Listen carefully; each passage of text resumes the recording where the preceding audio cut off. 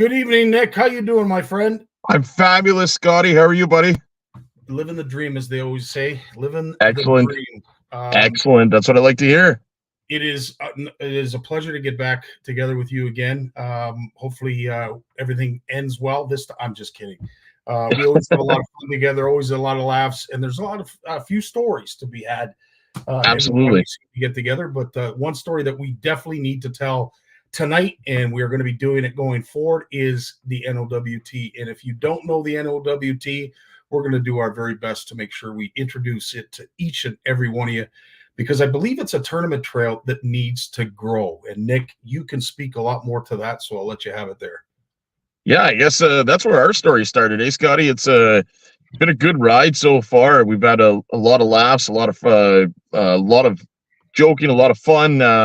What's neat about it, like I've said in a few of our lives on the GFW side, we're kind of meeting together now with the Canadian Fishing Network and GFW distributions. For anyone that doesn't know me, I'm going to introduce myself. I'm Nick Huxon. I'm the Ontario sales rep for GFW distributions. I travel all over Ontario to dealers. I'm also selling products. I'm also a tournament angler, fishing the NOWT.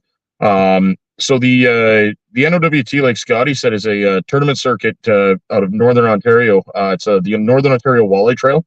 What's super cool about the NOWT is, like we're all a big family there. That's one thing that I think the NOWT doesn't have that no other tournament circuit does, is it's so family based. I think you've seen that last year at the championship, eh? 100%. One of the things that I was absolutely blown away was the buy-in from the community. When it comes to just making sure you have the right support, the right help, the right people. This was a crowd that was leading up to the final day. These are folks waiting for you guys to finish your day of fishing. This is what they were doing. And the fact that they were all there, they were all, chewing the fat, having a grand old time, having a few bevies. This is what it's all about, Nick. And this is what I truly love about the NOWT, because it builds community. And again, I can't say enough about it.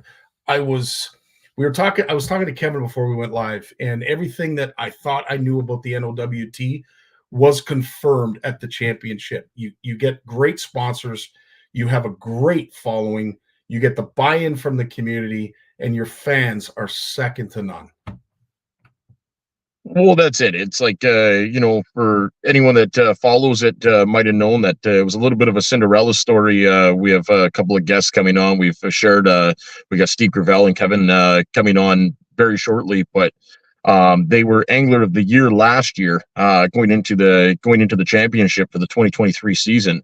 And, coming down to the last day, to the last minutes, the last boat to be weighed in of the last tournament of the year, there was something special about that moment. It gives me goosebumps thinking about it. And, having been in the hot seat at the time, myself and Jason, my tournament partner, we were in the hot seat, and knowing to come down to one boat, and I knew they had a big bag. They weighed in early. They got to the docks early. It all led up to that moment, the anticipation, the fans, the crowd, the community, the support. And, there was that brief second where a moment of disappointment came across me that we lost, only to realize that some of my best friends just won a championship on the season that they finished in Angler of the Year. There's no better feeling than watching your best friends hoist a trophy and winning a boat and a motor. That aspect of the NOWT is what no one else has in any tournament circuit, in my opinion. I couldn't agree more. And as I said, you've done a great job of creating a segue of anticipation, much like the final weigh-in was. And what was so interesting about it was I didn't know what to expect, other than, I've been to the odd tournament and I know how it all unfolds, but to be, sort of in the mix of it, like I'm going to have the champions do a better job than we possibly could ever do, explaining the build-up, the anticipation, what was going through their heads when they were mucking around in the live well. As I said, they had us all in this suspense, and Chantal had at one point, prior to them even getting into the arena, had said, "Scottie, we got to do something to build up the suspense." And I don't want to say I dropped the ball, but I didn't know how to go about doing that and being somewhat authentic, if you will. And then all of a sudden it unfolded, and I didn't have to do a darn thing. So I was so happy because, one, we got the suspense we were looking for, and I didn't piss Chantel off. It delivered, so it was all good.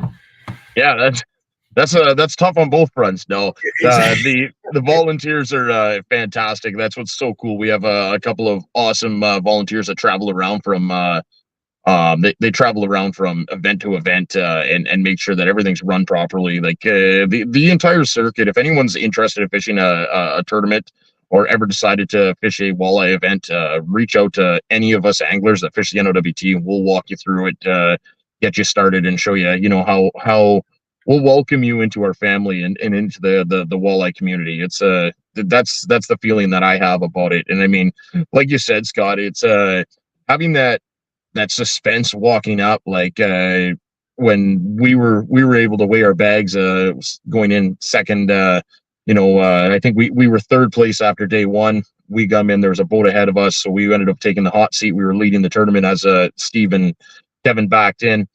And that suspense of, we broke the record for that format by, I think, over 4 pounds, if I'm not mistaken. And so we were holding the record for a total of about 4 minutes. And then Steve and Kevin came in with just they had a perfect tournament. There's no other way to put it. It was an absolute perfect tournament, a perfect event. And these guys, you can't be disappointed coming in second place to that. That's and then going back to, I was the first one up on stage with a couple of bevies, shaking them up and spraying. If you look at the pictures, they're a little bit wet in those. Wet and wild, as they would say. These, of course, are the champions that we're going to be speaking to tonight. The one and only Kevin Robineau and Steve Gravel. I don't know how many podcasts that Steve has done, but I was surprised to hear that Kevin, this was his first one. Nick, are you? Yeah, that's I'm actually not surprised. I know Kevin's not much of a public speaker, so we'll make him squirm as much as we can. But it'll be interesting to pick the mind of these champions and, learn a little bit about why they got into it and what they're doing to why they continue, and just how their tournament feeling has gone about, like how they what made them continue, what brought them together. That's a story I've yet to hear, so I'm interested to get into that tonight. Right on. And we will get to it right after a word from one of your sponsors, which is GFW Distributions.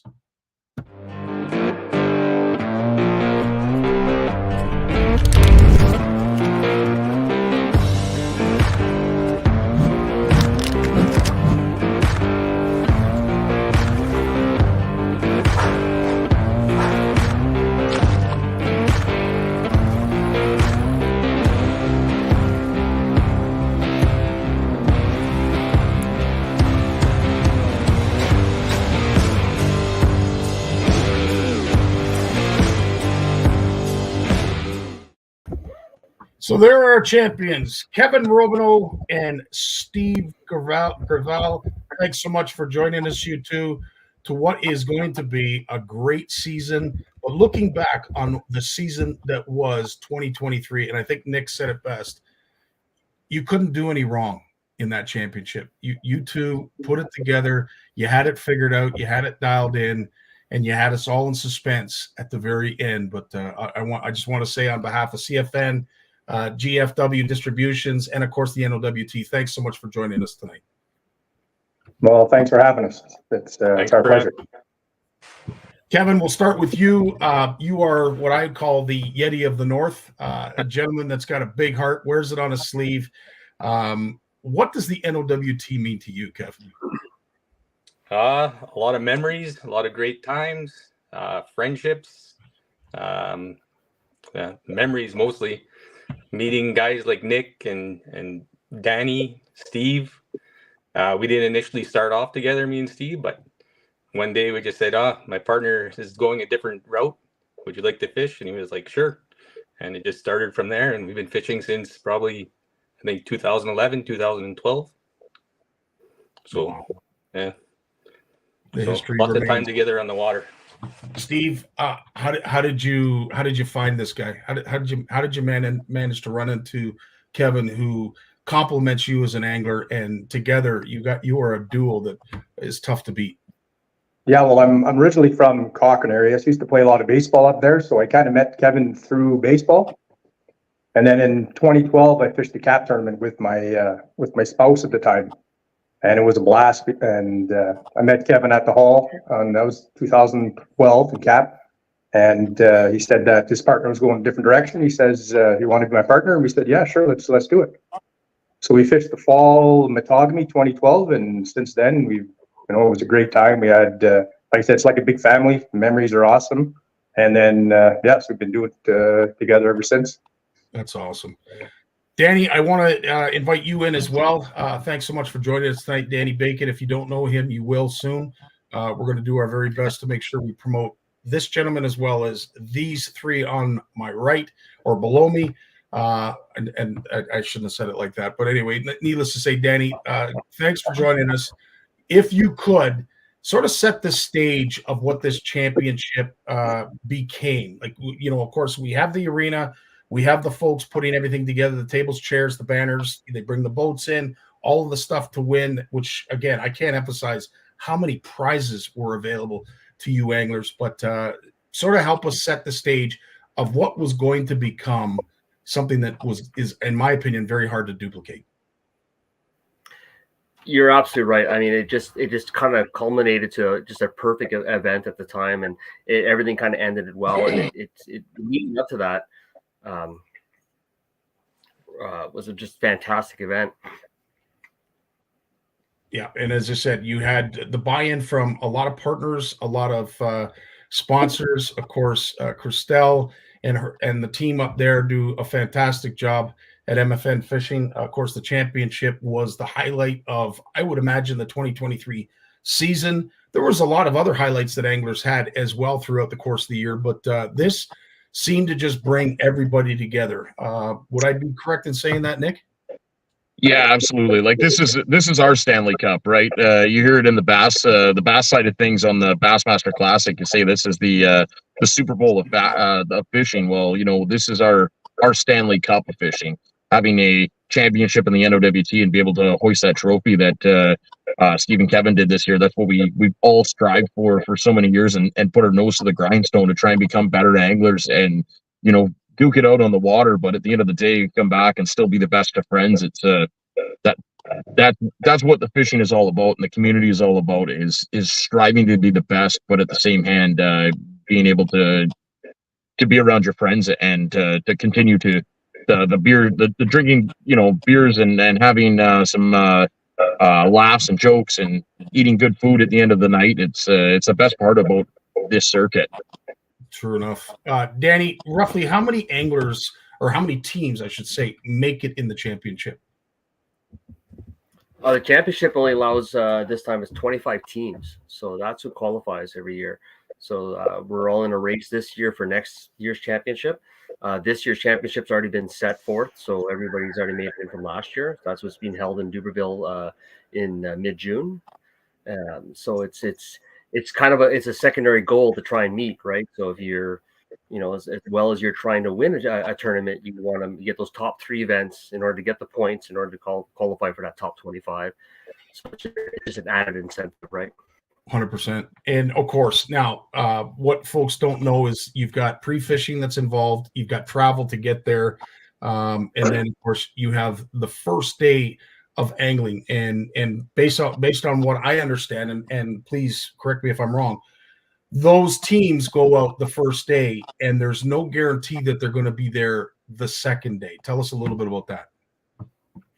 No, we've all can attest to that. We've all had experiences where we've had 2 or 3 solid days of pre-fishing, especially fishing events, Metagami or further north up in Geraldton, Hearst, and Long Lake, and those areas where a cold front will move in, and it'll completely change our bite, where we have to react to that.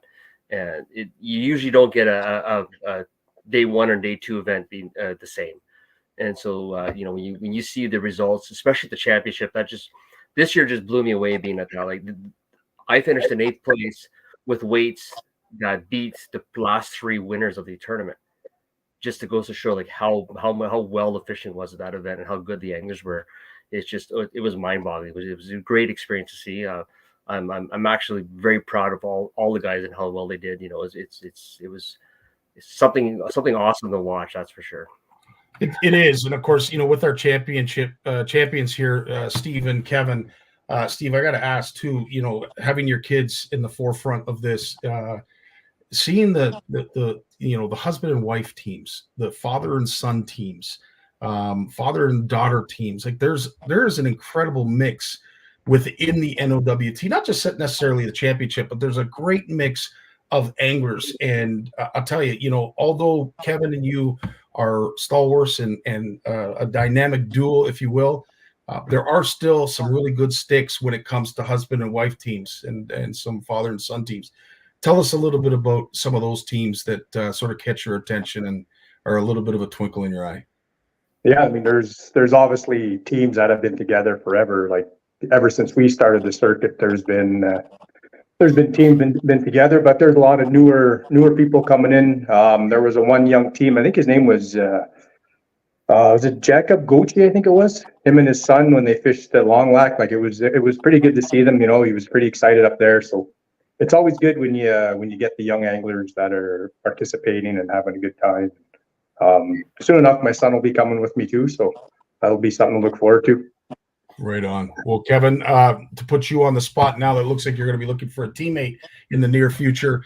After day one is over, and to what Danny was saying, the weights were kind of incredible. And for someone like myself who loves walleye and understands northern walleye, these weights that were coming in were not typical for what you would consider a landlocked type walleye tournament in the north. Do you agree? No, there's some huge weights, and the way our year was going that year, we were still nervous, even though we had a pretty big weight on day one. Day two, like I said, our consistency on day twos hasn't been that great all year, so we were worried the next day too.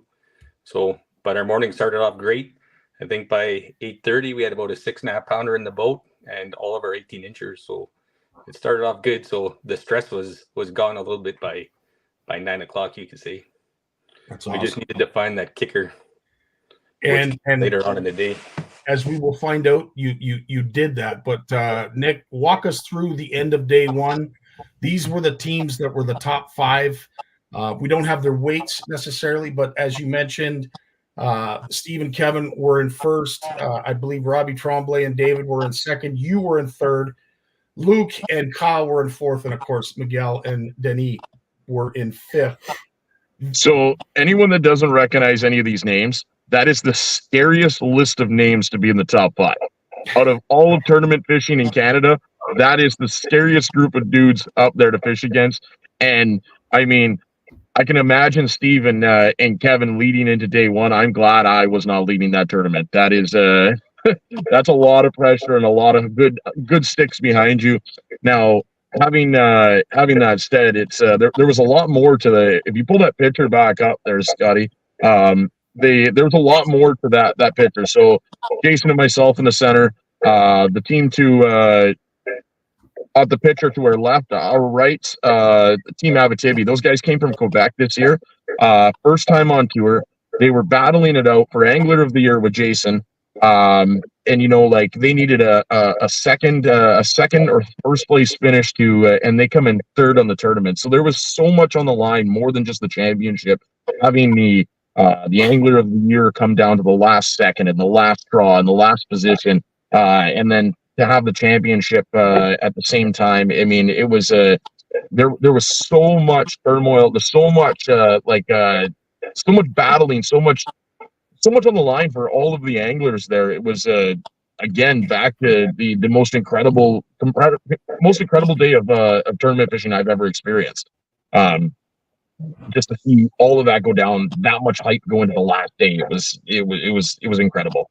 I have to say it would be mine as well. Kevin, Steve, Danny, would you mirror what Nick just said? Absolutely. And just to kind of add some context to that too, like people don't realize there was well over 100 boats on there. There was 100 teams in that. So you're not just fishing in a smaller group. So there was a lot of competition out there. And easily 50 boats in there were anybody that could have snagged the win at it. So there was a lot out there. That what they did was pretty impressive, and it just goes to show that how well the NOWT has progressed, and it just goes to show the shapes, the kind of anglers. I've only been involved with these tournament fishing since 2016. My wife is my tournament partner, and we started off the first tournament we were fishing. We got 4 walleye. Like, that's all we did. And I immediately recognized that this can be done on a professional level, and I can compete with these guys, and I can be in this group. And it's taken me quite a few years to inch my way in here to end up where I am now, and we got a long way to go yet. Well, I'd say, Danny, you're doing a heck of a job. But speaking of a heck of a job, Steve, I got to bring you in now because, of course, after day one, we knew where the totals were. One thing that we didn't really get a chance, you and I, to talk about was what you were feeling after day one. You were obviously in a great position, but what in your mind was it going to take in day two in order to get you and Kevin over the hump? Yeah, like Kevin said, we had all year we had a great first day. But we just could not put 2 days together. So when it came to the championship, I think we had 21 pounds even after day one. And with the people behind us, we knew that we probably had to get another 20 or 21 pounds. And the way our season was going, yeah, we were definitely nervous. With the weather, the fog was coming in, and the fish we found them in 6 feet of water, 6 to 8 feet of water, we found that early during the week, which is not normal depth for fall fishing, but we found the school of fish shallow, and we were hoping that they would stick around. So we took a chance that morning, Saturday morning, to go to our spot where the school of fish were, the 18-inchers anyways, and took us a little bit to find them. They dropped down to about 10 feet, and they were all still there. So like Kevin said, it was almost as soon as you could put your line in the water, they were on it. So we were managed to get all those 18-inchers, and Kevin got a 6.5 pounder in that school. So it was going good. We still knew that we had to get a heavyweight. So Steve, could you elaborate on the 18-inchers just for anyone that might not be familiar with the NOWT format? Just touch base on that for us. Yeah, so basically the way the tournament works is you're allowed to have 4 fish under 18-inch, and you're allowed 2 over the 18-inch. So the ultimate goal is to get 4 of them that are right on 18 or just under, and then your 2 overs. So that morning we had our 5 18-inchers, and then we had the 6.5 pounder. So we just needed that one kicker, and we had the full day to try and get it. I just want to add something about those 18-inchers. It's also the most nerve-wracking thing for a fisherman to measure those fish. You don't want to be over. So I think we measured those fish at least 20 times during the day. Check again. No, you check. You measure. You check. So anyways, it went back and forth quite a bit there that we checked those fish because they were right on the line.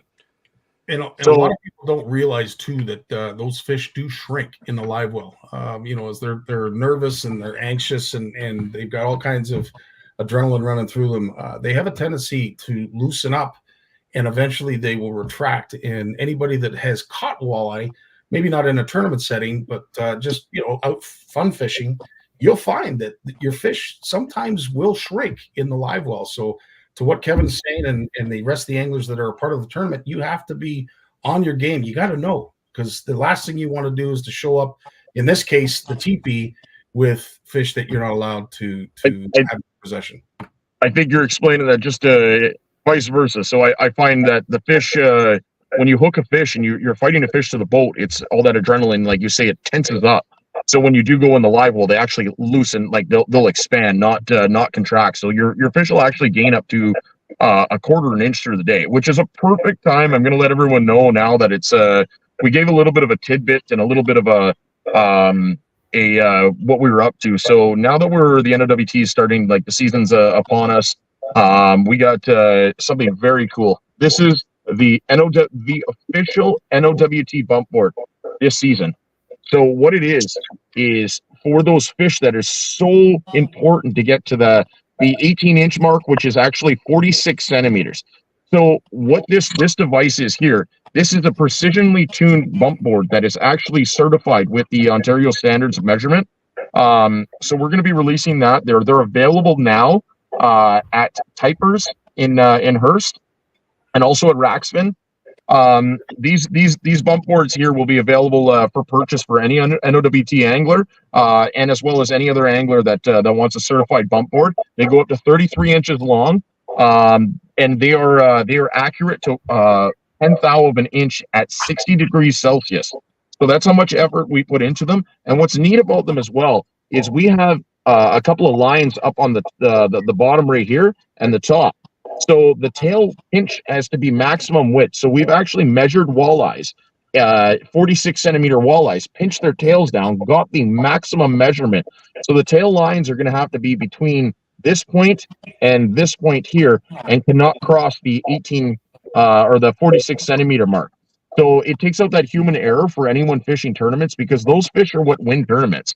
It's always great to have your kickers, but having those perfect unders, we call them, the perfect 46 centimeter or just under 46 centimeters, having those fish. And it's like Steve mentioned, having those fish and being so close to that mark and not being able to comfortably measure them. Now we have a precision tool that is going to be available for sale for all of the NOWT and any other tournament angler that would like to purchase. So they're going to be, each end of them is doweled and riveted, and it's so they got we'll have machined rivets and dowels, so that this piece cannot move at all, and it's going to be, like I say, precision tuned, calibrated to 1/10 of an inch at 20 degrees Celsius, and they've been tested and in an oven. So it's a pretty cool new thing we brought on board for the NOWT this year with PFW Distributions and NXS Fishing. That is truly awesome. And as you mentioned, there are lots of sponsors that we have to thank, but some of our main sponsors we wanted to pay tribute to just before we get to the weigh-in and we get Steve and Kevin's take on how this all went down, because I'll tell you this, Nick, I want to find out between the two of them, whose idea was it to do what they did with the live well, because that's truly what made that particular part of the event that much more entertaining. But let's have a look at some of the sponsors that we need to thank, because they're the reason that this is all happening and is going to be happening again this year. Mercury Outboards, set the water on fire. Prince Craft Boats, celebrating 70 years of boating. J&B Superstore, your adventure awaits. Rackspin, making the outdoors more fun. Eastview Chevrolet to get you there. And Garmin to get you home. And of course, all these generous sponsors.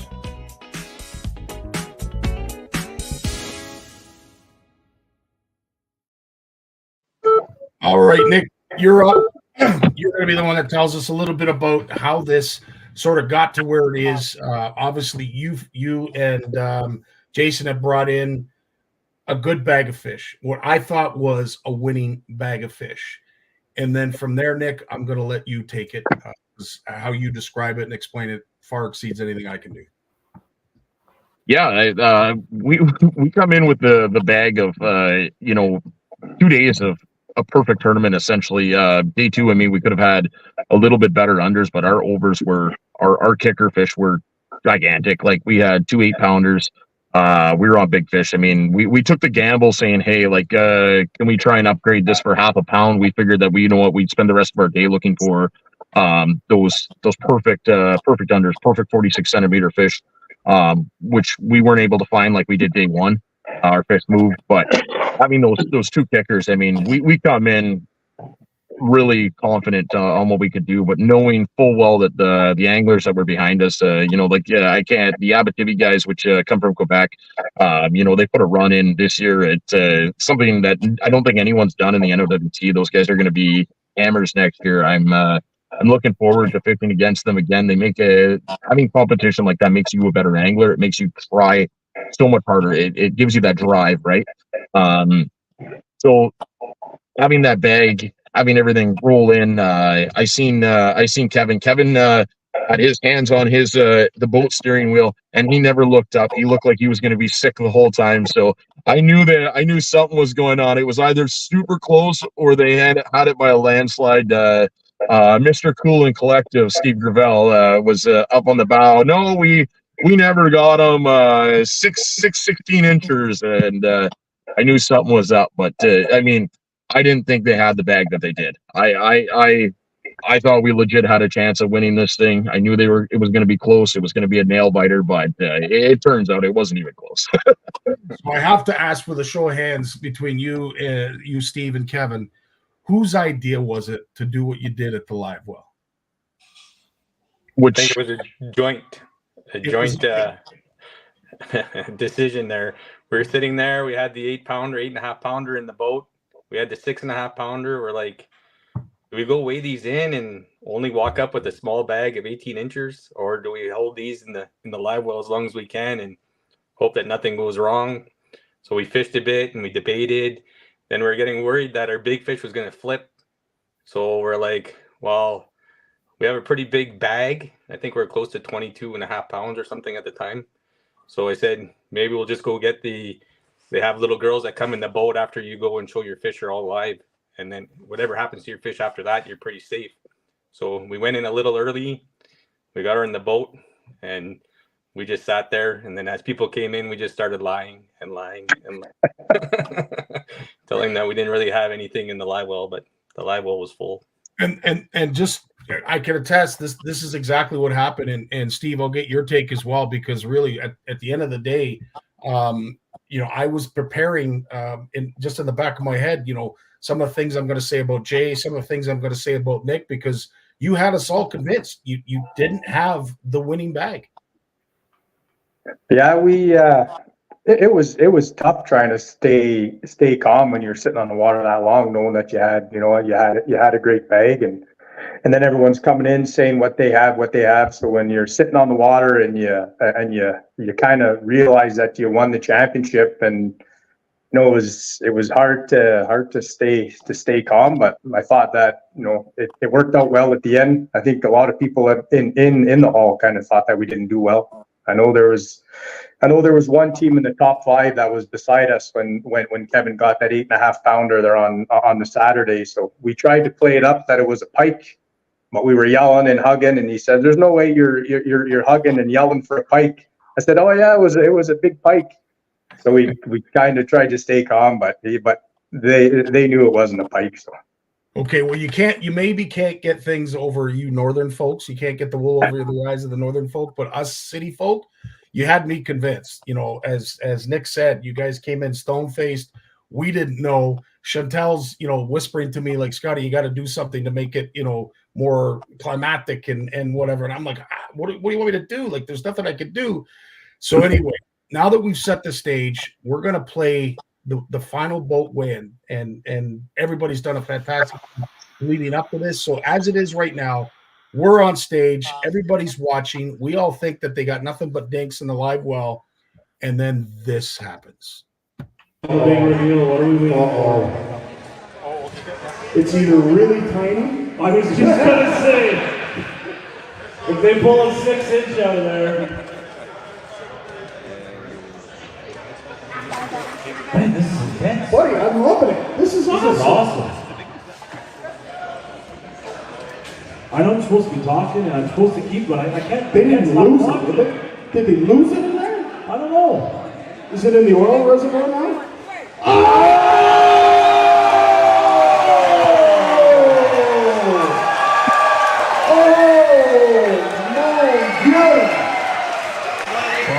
That was a remarkable day 1 that you two had. This could be a remarkable day 2. And as you just mentioned, that could be the best I've seen or anybody has seen out of this lake in 2 days of fishing. All right, big fish, big fish. 8.69 pounds. Holy smokes, what a decent fish that is. Good job. We are looking for 8.51 pounds. With those 5 fish, we are looking for 8.51 pounds. All right, Chantel, it's on you. You know what to do. Throw the fish in the bucket. Let's see what we got. 13.8 pounds. And your champions, Kevin Robineau and Steve DeVal. Doesn't get any better than that. Just to add to that too, at that point too, there was an extra prize that people weren't aware of, that Matagami had a $200,000 purse up for grab, and it was about the total combined weight, if you remember that. And I remember at that point when their weight came in, they were very nervous. They were very close to that weight, if I'm not mistaken. It was within ounces. You're 100% right, Danny. We were talking about it, and it was really dramatic. It was one of the awesomest things I've ever seen. Which everyone thought was an impossible weight. There's no way. It sounds like we're gonna have another guest jumping on here. Mr. Doyen, I think is going to be in the waiting room here in a second. There, Scotty. Oh, right on. Yeah, so everybody's a little bit more of championship talk here, and not having Jason, and a little bit more than I thought was going to happen. So not having Jason, the current angler of the year going into this year. So I think he's going to sign in. I was just texting him. You see my hands in front of the camera a little bit. Right on. No, that's great. And as I said, it all ended in what couldn't have been written better by Hollywood themselves. The ending that was. And Danny, you mentioned, the mystery weight and how close those two champs got to the mystery weight on top of all of the stuff they won. But I think something that I didn't get a great video nor a great clip, but I wanted to just share this with the number of prizes you two won, Steve and Kevin. You found it in all of the craziness that was going on to sort of step back and look at the importance of the event and what it meant to a particular young angler who was just blown away at your graciousness. I believe you won a Garmin fish finder on top of the number of prizes that you won, and you donated it to that young angler. And I can honestly say I was taken back probably just as much as the young angler. Yeah, I mean, he was there with his dad and looked like he was having a good time. And Kevin and I thought about it, and we didn't need the unit, and it's better than just sitting in storage in one of our houses or just selling on Facebook or something. So we decided, let's just give it to the young guy, and he can put it on one of his small boats or something and start young. And yeah, that was Tanner, right? Yeah, Tanner. Yeah. Yeah. Frank Lure, I think. Frank Lure, I think his last name was. Yeah, so just seeing him fishing tournaments like in the fog delay too, it was I remember making a comment with Jason, like there was quite a fog delay. We had a major cold front coming into the championship day one. It went from 35 degrees every day for a week straight to all of a sudden it being I think it was +6, if I'm not mistaken. So quite the drastic change. The water temperature plunged. The fog was up. It was there was so much craziness that happened, and then we were 2 hours in fog delay. And I remember looking over at one point and seeing a ranger doing circles out on the water, and he was running the kicker motor, doing donuts. I was and seeing what he endures, and I've seen him at a few tournaments now. Tanner, and I mean, I want to give him a shout out because that guy's going to be a hammer in a couple of years. Like we think we're the top of the game right now. We got some humble pie coming to us very soon. 100%. And to both Steve and Kevin, congratulations again. There's lots of comments coming in, accolades and what have you. Even months after the event, it was truly something special to watch the two of you win. And one other award that was given out was, of course, what Nick just mentioned, Jason Doyen, who became the Angler of the Year after this event. Jason, thanks for joining us tonight, my friend. Tell us what was some of the like to share? What was your biggest takeaway? First of all, still blown away by that bag that Steve and Kevin got. I mean, I don't know. I ate humble pie with a side of ice cream that day, and it was really wild. You know what? Being on the losing end of that, that ordeal, I can't be upset about it. I mean, that was incredible. That's literally the day that us NOWT anglers dream of. So again, just want to wish you guys a huge congratulations again. It's incredible bag, just awesome. That's a day that all tournament anglers dream of. Yeah, we got a little bit of reverb off of Jason's mic. Nick, you want to try that again? There, how's that? Is that better? Oh. Yeah, I think that's good. No, you still got some reverb on your headphones. That would probably be the best thing. Anyway, keep going there, Nick. So we that's a dream of any tournament angler. Never mind just the NOWT. Like that's something that everyone's dream for. 100%. Couldn't agree more. As it is right now, that was the year that was 2023, and of course our champions Steve and Kevin. We want to thank you two for joining us tonight. We thank you for how you are, how you conduct yourself, what you bring to your community. Mentors as anglers, great people to follow when it comes to how to act in a tournament, how to act in an angling community. Nick, have I forgotten anything? No, I mean, I do think we should touch base on possibly coming into the next season. What's we got some special things happening again this year.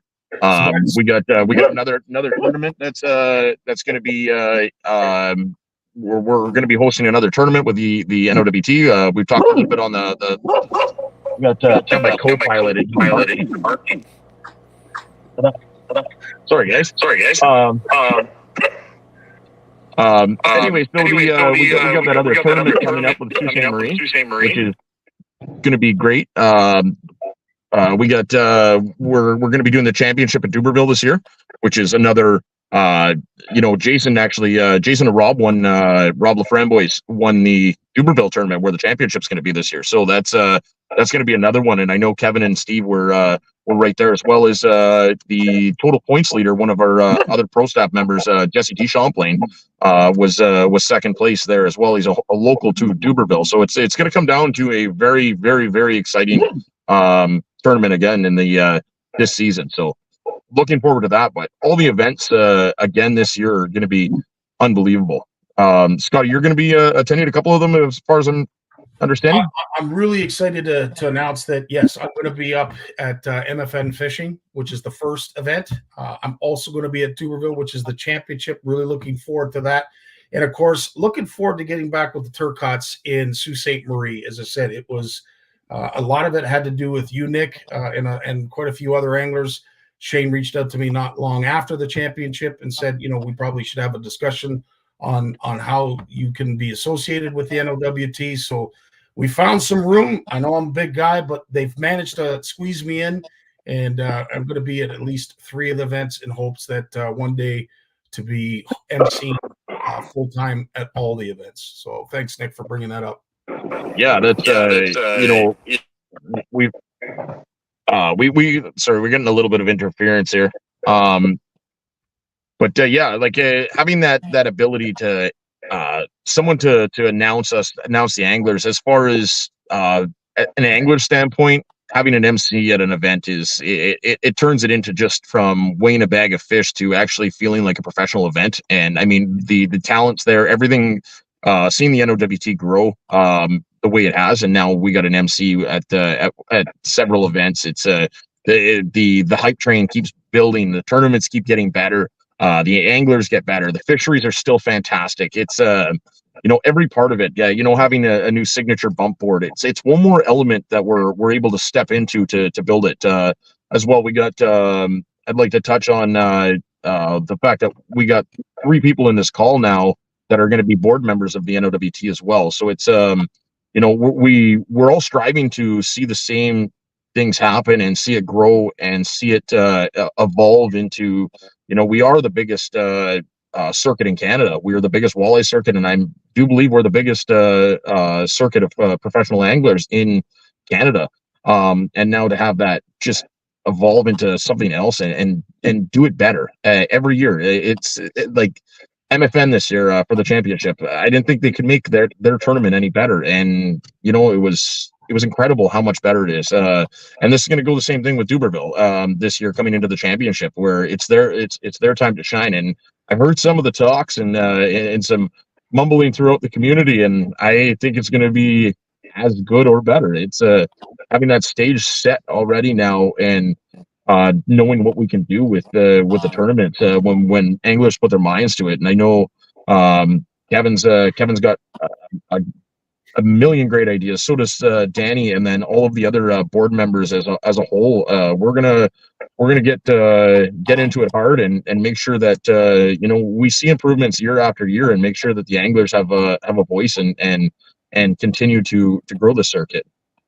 100%. Danny, I'd like you to further that, because I know as a newly elected angler at large, you have some skin in the game as well.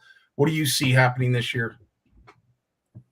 Well, Nick's pretty much said a lot of it too, but one of the things I did want to touch on is that we also have other prizes in there as well. Like we have top female angler, which Mary Lisa, my wife, she won last year in Matagami, and that's carried through. We also have top youth angler in some of the tournaments. We even believe Hearst has top dog in their angler, which we bring our dog with us at every tournament. So Lady Bird's always with us. So there's a lot of opportunities to try and promote and bring new anglers involved as well with the guys that have been around forever.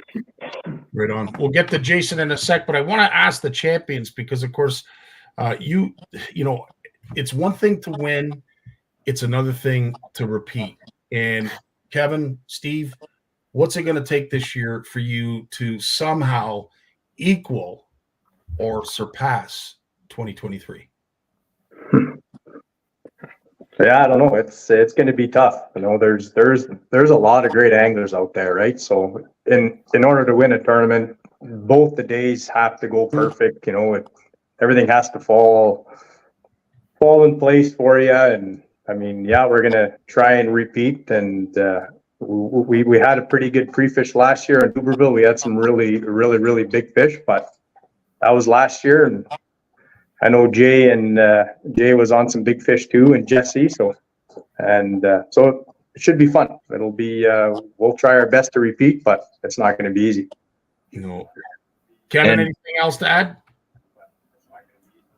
I'm actually excited for the Long Lac Fishing Derby. My goal is to win that freaking belt. So anyways, everybody look out for Long Lac. That's the one I want to win. Right on. I want the belt to hang on my wall. There you go. Jay, as angler of the year, what is it going to take to repeat? Can you guys hear me better now? Yeah. Okay. Yeah. Yes. It's a lot of work. I mean, it's being on the water for long hours and keeping your head down and grinding. You know, it's you're gonna have bad days, right? So you have to shake them off. You're gonna have bad tournaments. I mean, I just came from a horrendous tournament, and you just got to shake it off and move on. Like the stars don't always line up, but that's why you only take your best three. You know, it's not all 7 for Angler of the Year. It's your best 3, as Steve and Kevin know. I mean, I think would you have two first and a second last year? So I got a couple questions for Steve and Kev, though. I don't know. Are we in question period yet? Absolutely. All right. So I got to know this. Either one of you guys can answer this, but who's the calm fisherman and who's the nervous fisherman in the boat? Because every team has a calm one, and every team has a more high strung one. Let's put it that way. Who's the cool under pressure, and who's the one that's antsy? I don't know. I'll let Kevin answer that one. I feel Steve when things are going bad. Steve he gets pretty tense. There's lots of rigs get changed, and I'm pretty sure he wets his whole tackle box there when things are not going good. So, I try to stay cool, calm, and collected, and go to the stuff that I feel most confident in. So, yeah. See, I would have thought that both of you were the same. I didn't realize there was one that was a little more amped than the other. Jay, what's your other question? So you guys are fishing the championship, 8:30. You got your perfect unders. You got a 6-pounder, which you weren't expecting. I mean, were you guys fishing a little smoother, a little easier, or did all of a sudden did it feel like a little bit of weight was off your shoulders? Like, were you able to fish cleaner with that kind of bag in your box, or was it still pretty tense till you got the 8-pounder? Because I think you had one other over in your box too, right? Yeah, we had. I think in the morning we had a 19, a 20-inch, and then we had our 418s, and then Kevin got the 6.5-pounder. So then we knew we had a pretty good bag, and then I think we picked up a 23.5, probably around lunchtime, I think it was, and then we said, well, let's just try and get the big one. So once we had the 23 in there, we thought that, you know, it would have been close for first place, and then so we weren't. The stress was definitely less for sure. Definitely after getting that big one, and then I think it was around 1 o'clock or something when we got the 8.5-pounder. So then that's it was good. But yeah, just first thing in the morning when all those fish were still there. I mean, half an hour it was like a Chinese fire drill. Like everything, like fish were in the boat and we're trying to measure them, and the school of fish are all around us. So it was a little bit intense for about 30 minutes or so. But then once we looked in the live well and we had our 6 fish in there, then the stress at 8:30, 9 o'clock, I think it was pretty good. That's awesome. One thing I did want to mention too, Nick, is I didn't know a lot of you guys. Like I've met you on Facebook. We've featured you on our CFN Facebook page with some of the beautiful catches. And let me just say this: holy smokes, you lads catch some beautiful fish. But I got to thank Jeff Vipon as well as Sebastian, Paul H.A., who we stayed at his camp. They helped out in a huge way because unfortunately Christelle's email that was going to give me just a synopsis of all you anglers so I could get to know you, it never came in. Not to Christelle's fault, it just didn't happen. So there we are the night before, writing down all the information, how many times you guys have won, how many times you've appeared, some of, little, funny anecdotes to go along with it. But I'll tell you, there was a lot of work that was going on behind the scenes when all this was happening. And I want to thank those 3 in particular because they helped me out in a huge way to make that performance on stage seem a little bit more professional, put together, organized, whatever you want to call it. So big shout out to them.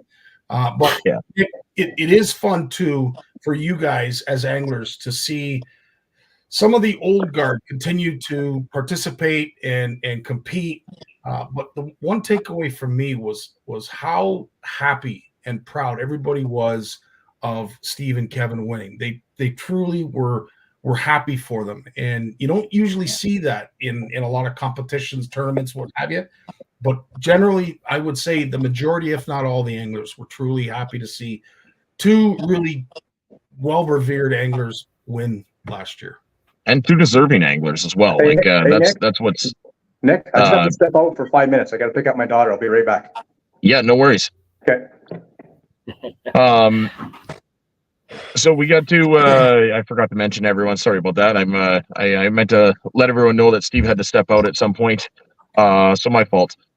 Going back, like there's not 2 more deserving anglers. The guys that fish hard, fish clean, they've never stepped on anyone's toes. They've never been disrespectful in a sense that they've held themselves in a professional standard. During tournament hours. Anyways, I've seen Kevin do some pretty questionable things at the after parties. No, it's good. Like we joke, we laugh, we have a good time. Everyone is genuine. We're a family. I can't get that through enough. And same thing with you, Scottie. Like the first time I ever met you, I think I'm pretty sure I came in for the big hug right away. It wasn't there was no handshake. There was you're accepted into the community. It's good enough for us. So that's a big thing. That's there's nothing I can stress more than how special the NOWT is when it comes to that front of it, and having guys like we came second place in both Metagami tournaments this year. We had one in the spring as well, so we're talking a lot about the championship of the fall. But we had a Metagami spring tournament, and the same thing happened to Jason and myself. When we come up to the scales, we lost by a fraction of a pound. Again, that second of disappointment to look up to see that one of my close friends Kit Porteous and Tim Martell won their first event. There's nothing more special than that. There's nothing, like, you can't be upset to lose against a friend. It's one of your best friends hoisting a trophy, winning the first tournament. Steve and Kevin winning their first championship. And going back to, like, what is it going to take to do it twice? I'm going to do everything in my power to make sure that it doesn't happen. But if it does, I'll be the first one up there shaking their hand. That's awesome. Fantastic. To add what Nick's saying, the whole family aspect like that, like just with the NOWT is, it's not necessarily about all the guys winning and everything to go. Like you get an idea put in their head. Like when we went to the Matagami last year, it was my wife's birthday at the time, and Nick got a hold of that, and he reached out to Jessica, and he reached out to Christelle, and before we know, we had a whole presentation and a whole thing going on. So that was very touching for us. So it's nice to see that kind of thing happening out there. And I got a train going by at the moment, so that's kind of disrupting things. Hey, go ahead, Dave. Hey, you want to talk? Yeah. So I got another question for Kev. We got a lot of. Hey, I'm picking the brain of some good people. Well, I can. So you're sitting there with this huge bag, and now you guys got to go for a kicker, right? Yep, Do you change up what you're doing to target bigger fish, or you just keep doing what you're doing? Like, what's your train of thought with this big bag? We just kept on doing what we're doing. Sorry, a little bit of okay, there we go. We just kept on doing what we're doing. During the week, we found a pattern that worked for us, and we just kept up with it. Even after we had like the pretty good bag, that's what they were biting on, and we just kept on going. So I think, as everybody knows, we like the drop shot and jigs and the live scope. Those were our three main tools that we used to win that championship. I got a question for you, Kev, while you're up there. What size hooks, what line, what size weights, waypoints, time, depth? If you don't mind, just touch a base on a few of those. No, it's preferably the smallest hook you can get for your drop shot. So like a size 4, and we're using usually a 1/4 ounce drop shot. And depending what we're fishing with, it's anywhere between 10 to 12 pound fluoro. Yeah. There you go. I wasn't expecting that kind of information, but I won't turn it down. Like, listen, I guess it's just you anglers confiding in anglers, because every single one, and anybody that's listening, every single one of them I asked at the championship, what was your go-to? What did you find? Any color selections? Every freaking answer I got was either the buckshot or the red devil. That's all I got. So you know what, Richard? I think Dunlop, he had asked, what was your go-to further up in the comments. I wasn't expecting to answer that question because I didn't think I'd get an answer any different than the championship, but I stand corrected. Thanks so much, Kevin, for being an honest angler. Kev, what's your favorite body of water to fish on the NOWT?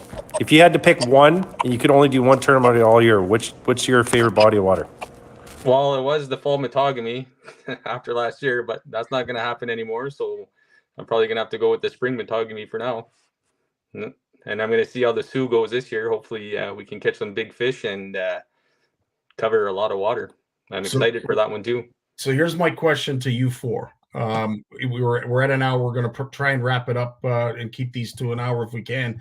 But I do want to ask you four anglers, when it comes to the Sioux, obviously this could potentially be a different presentation than what you four are used to for the rest of the trail.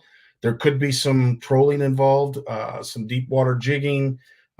Is there anything that you are planning on doing or have you done already to sort of gear up for that difference in presentation and the difference that tournament offers anglers? So I can take lead on that one. The Sioux tournament is, the biggest thing about it is you can fish your strengths. There is a winning bite almost you can have 5 to 10 winning bites in that system at any given time. So you can look look for deep water jigging. You can jig current if you're comfortable jigging current like Detroit. You could win it in. We did a live with the GFW in the boat with Jason and Jesse D. Champlain last week. You can go on the GFW site and listen to that as well.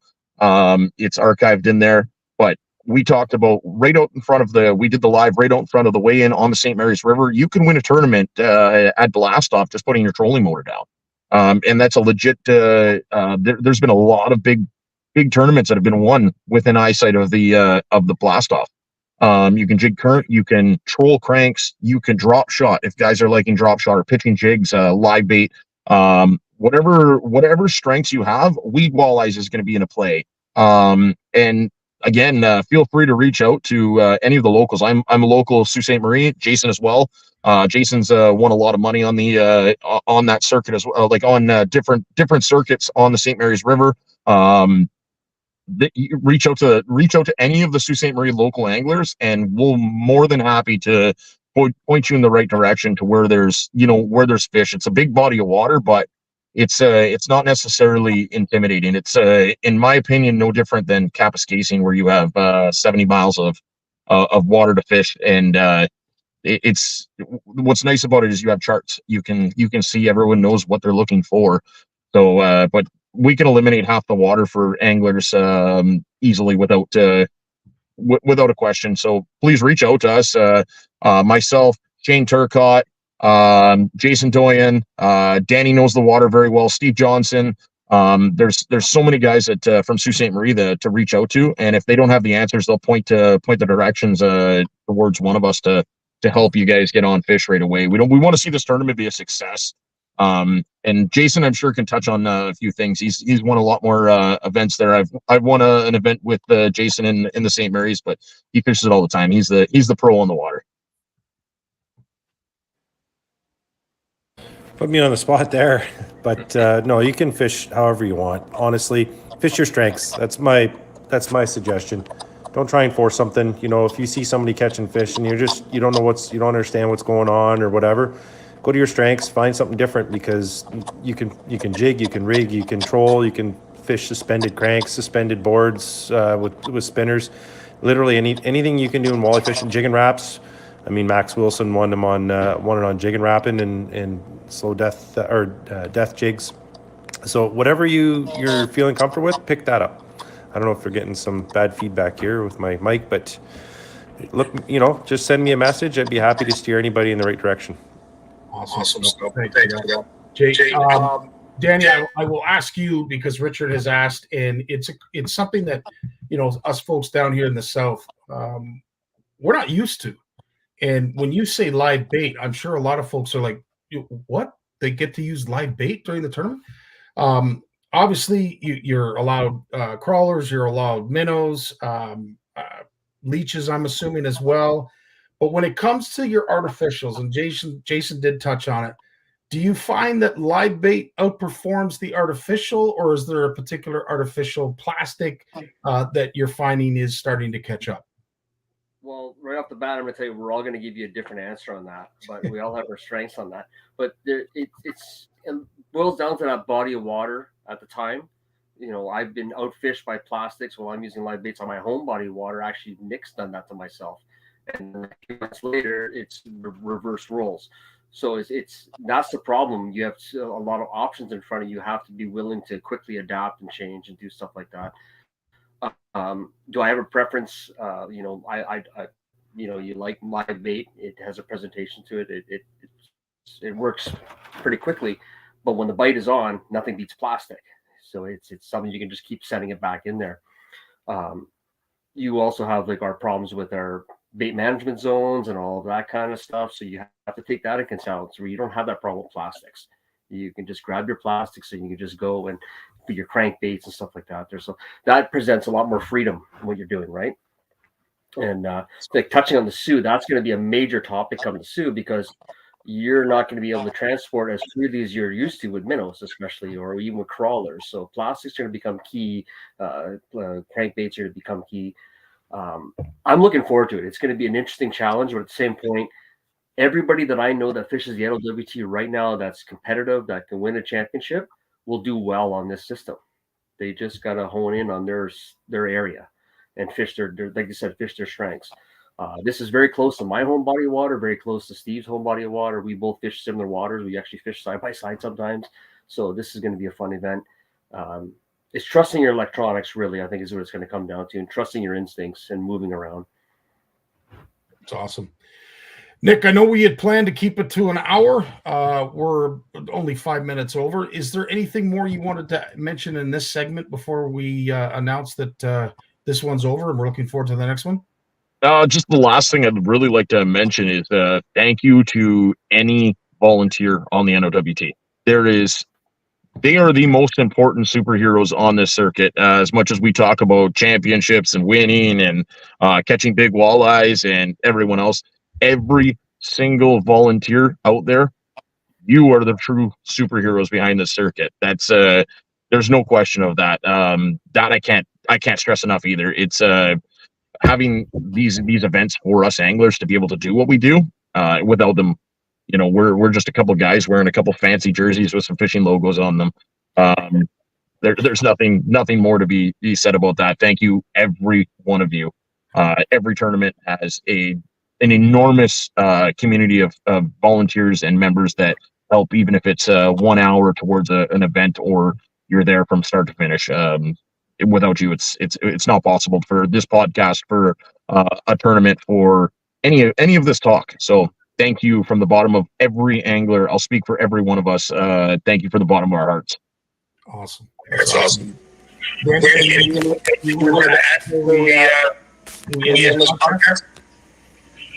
Sorry, you're breaking up. I couldn't hear you. It's just sorry, unfortunately. So yeah, thanks, Jay. Anything else you wanted to add? Anybody you wanted to thank? Anything you wanted to mention before we leave tonight? Well, of course, I want to thank my wife. She's been a very supportive partner. When you were talking about who's the problem in the boat, I am 100% the problem in the boat. She's the calmest person to fish with. I am the panicker. I am the one that we're doing this, we're doing that. So, I have to thank her. Everybody that I've ever, all the volunteers, all the organizers, everybody's been part of this for a very long time. And the anglers coming in, all the new people coming in, it's intimidating to come into a tournament circuit like that. So that's one of the things that the NOWT, I've noticed that the people that are involved with that are very good at welcoming people in. Even when we kind of we took a little break from it. And when we came back in, it was as if we never missed a step. Everybody was very friendly and very welcoming. And it makes you want to really be a part of it. So kudos to all the anglers and all the volunteers. Like, it just wouldn't happen without them. That's awesome. Jay, as the angler of the year, you've got a huge hurdle to somehow do this again. Some of the Just gotta keep putting the pedal to the metal. I'm gonna change some more things up again this year and try and adapt and stay ahead of Steve and Kev. These guys are unbelievable anglers, but I am looking forward to standing on the picnic table again with Kev this year. Awesome. Right on. Kevin, before we go, any last words that you'd like to say? Work less, fish more, you'll become a better angler. I'd just like to thank all you guys for having us on here. It was great. Again, kudos to all the volunteers and everybody that makes the NOWT happen. Without you guys, would have been a pretty boring last 12 years. So again, I look forward to my summers. I look forward to seeing everybody out there and hanging out with Steve. And well, on that note, Steve, you're the last one before we send this home. You're a responsible dad, obviously, as we just witnessed. But outside of that, I'm sure there's people you want to thank. There's people you want to mention. I'll let you take it from there. Yeah, like you say, all the organizers of the NOWT, it's been amazing. There's been a few that have been around since I started. I know Christal and Chantal, Craig Salmonson, Shane Turcott, like most of those people have been around since I've been there, and they're still doing an amazing job. Danny and DJ, when Kevin and I first started the tournaments, man, like we thought we were good anglers, and we'd go out fishing, we'd come back and we're like in 60th place or 70th place. And we're like, what the heck are we doing? You know?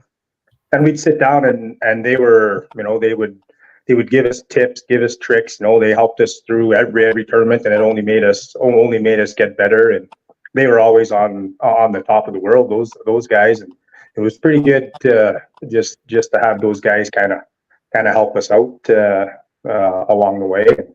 And here we are, and you know, now we're helping people out as much as we can. Don't give them all little tips, but you know, people are looking for, you know, any ideas, or you know, don't be afraid. Like, we're not going to steer you in the wrong direction. We're not going to give you all the ideas or tips, but we're not going to send you in the wrong direction. We'll help you out any way we can. That's the biggest thing about the industry right now is, you know, we gotta look out for that next generation coming up, right? You couldn't have said that better, Steve. Like, I'm one of those guys that I give out way too much information than I should, but at the end of the day, I'm again one of those guys that I feel more joy holding in the net than I do reeling in a fish myself. I like to see the smiles, except Jason. I'd rather catch the fish than over Jason.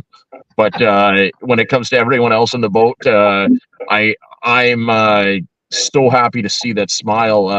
I did a kid seminar the other day for the Great Lakes Outdoor Show in Sault Ste. Marie, and I did a kid seminar for parents and kids, just to kind of get the introduction to fishing, show how to tie lines, and you know, talk a little bit, give out a few local spots to be able to fish offshore, and more open the floor up to question and answers. And I had a slideshow that I ran through, and I had I asked just my Facebook friends, hey, anyone that's willing to send me some pictures for my slideshow. I had over 300 pictures in an hour, and I tried to take at least one of everyone that sent in a picture. Some people sent in multiples, and seeing those pictures come across, I was actually emotional watching it, because going back to teaching the next generation, seeing the smiles on those kids' faces, and at every single picture that I had sent to me, there was a smile that was bigger than life. The reason that we all got into it originally and become tournament anglers is because we caught that fish. You know, that the perch off your dock, or the rock bass, or bluegill. You know, that's the gateway drug to becoming where we are today, and not having any more money to spend on except buying more crankbaits and rods. So, yeah, take a kid, help them out, and feel free to ask us tournament guys. You know, if you see us up in the lead on the top of the leaderboard, we're not too proud, and we're not those guys that will ever steer someone wrong. Like, obviously, there's tournament secrets that, you know, keep us on the top of the leaderboard, but we'll give you every piece of the tools that you need to put the puzzle together yourself. That's awesome. Well said, Nick. I couldn't have said it better myself. This is the NOWT Power Hour. Nick, thanks so much for putting this together, dude. I look forward to doing this again with you. Absolutely, buddy. We'll see you very soon. Right on. And we'll leave with a big thank you to the main sponsors of the NOWT, and we look forward to seeing all you folks again next time we have the Power Hour on. And thanks to everybody who showed up tonight. We really appreciate all your comments, all your positivity, and of course, all of your support. We'll see you next time on the NOWT Power Hour. Mercury Outboards, set the water on fire. Prince Crab Boats, celebrating 70 years of boating. J&B Superstore, your adventure awaits. Rackspin, making the outdoors more fun. Eastview Chevrolet to get you there. And Garmin to get you home. And of course, all these generous sponsors.